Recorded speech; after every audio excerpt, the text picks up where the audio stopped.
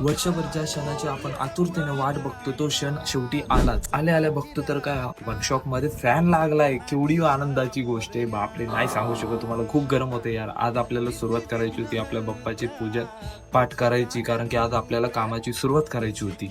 कारण की पहिलं काम असतं बाप्पाचं पूजन, त्यानंतरच आपण कामाला सुरुवात करतो आणि ते खूप महत्वाचं आहे. वर्षभर या गोष्टीची आपण वाट बघतो आणि आज आपण ती सुरुवात केलेली आहे.